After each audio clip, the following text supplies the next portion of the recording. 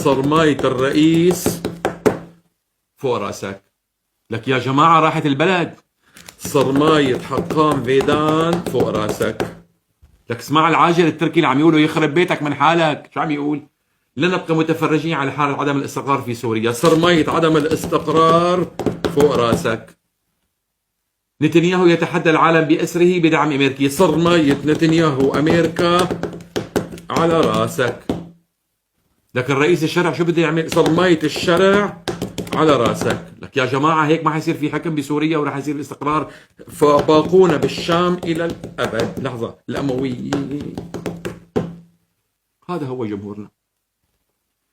إسرائيل حدثت استراتيجية تتمثل في عدم ترك أي شيء للإدارة الجديدة. صرماية الإدارة الجديدة فوق راسك.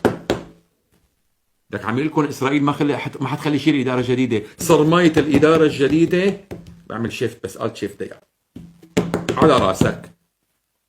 هذا شعبنا اللي شاطر فيه. فريق عم يطبل للإخوان، وفريق عم يطبل لتركيا، وفريق بده روج آفا، وفريق بده يا أخي دولة الدروز ودولة العلويين ودولة الحوارنة ودولة الأدالبة ودولة اللوادقة وحارة الفلاني وحارة العلتاني. بس شعب قسمونا لحارات ومناطق. مين؟ رب البيت ضاربهم الطبل. كل واحد بدور على حاله، بينطوي على طائفته، لأنه ما في حكومة رشيدة تمسك العالم كلها.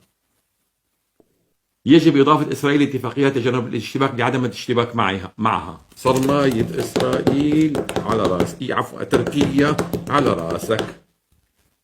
عدم الاستقرار في بلد جار لنا سيؤثر علينا، ولا يمكننا البقاء صامتين إذا ذلك. عدم البقاء صامتين. صرميتها على راسك. عم يقول لكم آخر شيء، رح تتواجهوا مع إسرائيل